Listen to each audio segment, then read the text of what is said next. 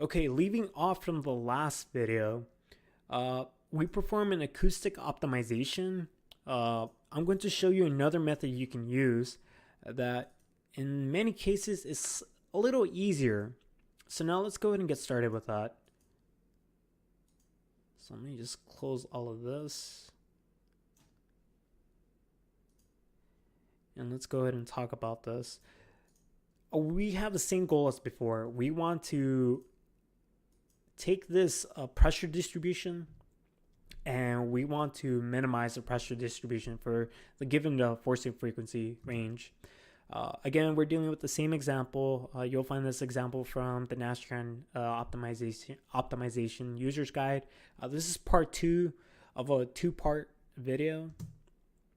Here, we are dealing with the same design variables x1, 2, 3, 4, 5, and 6.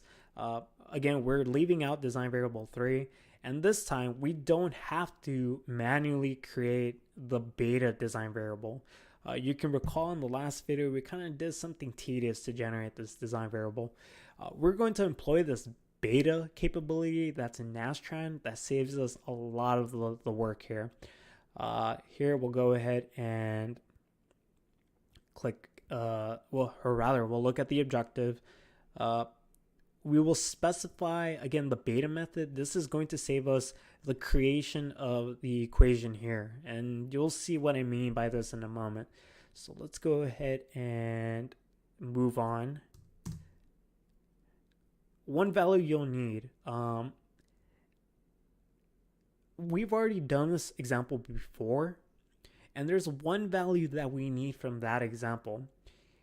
Here, let's go ahead and jump to that example. So here on my desktop, my downloads folder, the F06 file, if you scroll up to this section, Summary of Design Cycle History, this is the value we need to keep. So let me go ahead and copy that and keep it for myself here in this other section. And now what I can do is I can delete everything. So first, let me go ahead and make sure that I've detached my results. I'm going to start from scratch. I'm going to define all the design variables. I'm going to go ahead and delete everything. And again, start from scratch. So let me go ahead and refresh this and let's see where we at. So the C2 term, if you want more information regarding what this term is, feel free to send me an email or refer to the what document is that? I believe the Nastran optimization user's guide discusses what these 3 terms are. And this one will just be working with the C2 term. So here, as always, if you're a professional engineer, you want personal training. If you want training for you and your other engineering team, I'm definitely open to doing that. If you're a student or professional engineer, you can get free access to the Nastran Solution 200 web app. Just write me an email and I will grant you access. This tutorial is available on the website, theengineeringlab.com. I must have over 20 tutorials walking you step by step on how to perform some of these really complex optimization examples. So now let's go ahead and get started. So like before, let's upload the BDF file that contains the finite element model. So here, let's go ahead and set all the thicknesses to the same bounds. So here I'll type in 0.001 and 1.0. I'll select T and click create. Here are my newly created design variables, and x3, the thickness 3, I don't need that for this example, so I'll just delete it. Now for the objective, let's go ahead and switch over to the equation objective. Let's create a response for the acoustic pressure. And we'll go ahead and specifically request this for node 11280. So here, let me just look at my notes here, making sure I follow this correctly. And this is quantity A1. Let's go ahead and type in A1 here. Here under options, mark this checkbox. This is where you can switch from just defining an equation to the beta method, which is exclusive for acoustic optimization. Let's go ahead and copy this term here And let's move it to this box for C2. And let's go ahead and make sure we've copied this correctly. So 1.04918. Okay, perfect. And what this will do, let me see if I can find a good example. This will save you some work. Here's a great example. So in the previous tutorial, we had to create this equation called 10,000 times x8. So x8, we had to create an explicit design variable called x8. So that would be the step. We also had to create this equation that had x8 in it. But now with this beta method, we don't have to create the x8 term. That's done internally by Nastran. This constraint that we defined for the pressure at each forcing frequency, we don't have to do that anymore. Internally, Nastran will do that for us. So now, let's go ahead and go back to this and move on with this tutorial. So that completes the creation of this objective. Again, this objective using the beta method will cause Nastran to internally create the objective and the design constraint for me that we previously did in the previous example. Moving on to the constraints. Here, let's make sure we define a weight constraint like before, and we'll go ahead and type in the lower and upper bounds for this. And now let's go ahead and move on to settings.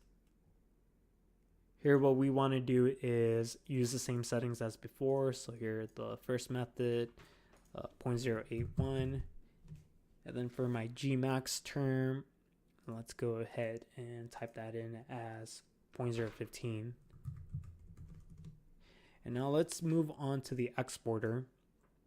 And let me go ahead and make sure I've deleted my old files. Okay, perfect. So let's go ahead and download both of these files. And now let's use Nastran to perform the optimization.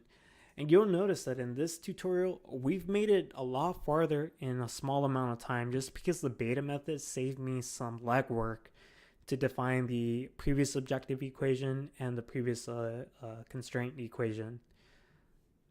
So you'll notice with this beta method, we're still going to achieve the same result of minimizing the pressure curve for all of those forcing frequencies. So right now, let me go ahead and just wait a moment for this to finish. Let's go ahead and look at the F06 file now that the optimization has finished. And let's always make sure that at the very bottom it says run terminated due to hard convergence. And here, let me go ahead and just look at this and double check and make sure we have a value that should be sort of similar. And this is right on what we expect to do. Okay, perfect. So let me go ahead and figure out where my bearings are here. Okay, perfect. So now let's go ahead and attach these results. And let's do a plot now. So here, like before, we're going to go ahead and plot the initial data, or rather the pressure distribution for the initial design. So that's what I'm doing now.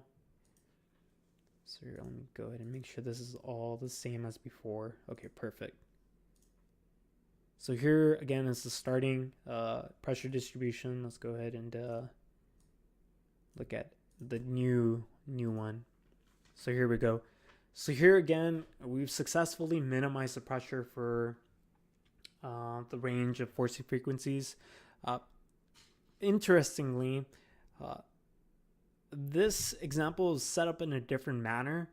So you may get multiple solutions for this tutorial. Here I got a value of 0.0381. For you, you might get something different, and that's okay. What's important is that you have a lower pressure curve here after the optimization. So that's what's most important. I have another video called Global Optimization. I recommend that video if you're interested in learning why you would get multiple solutions for a certain type of problem. One thing I forgot to do, just like the previous example, I forgot to review the plots. I like to be very consistent in the tutorial, so let's go ahead and look at the plots right now just to see what's going on here. So the objective this time started at a value of 1 and it went all the way to a value of 0.0381. Here you can see what the change in the design variables are. So here is the change in the thicknesses, and here is the change in the beta term. So here again, Nastran automatically created a design variable called beta for me. In the last example, I had to manually create this. I viewed the results in Patran. One last thing, let's go ahead and copy this and let's create a new version with the optimized dimensions. So here, let's go ahead and open this. We'll go ahead and look at the punch file. And here I can just go ahead and select these new P-shell entries and replace the old ones here. So let me go ahead and search for P-shell. Here they are. They were at the top. Let's go ahead and paste those there. And there we go. So now this file on my desktop here on the right has been updated with the latest structural dimensions. So that essentially is the end of the video. You'll notice that this one was a little shorter and a little bit easier just because of the beta method we employed.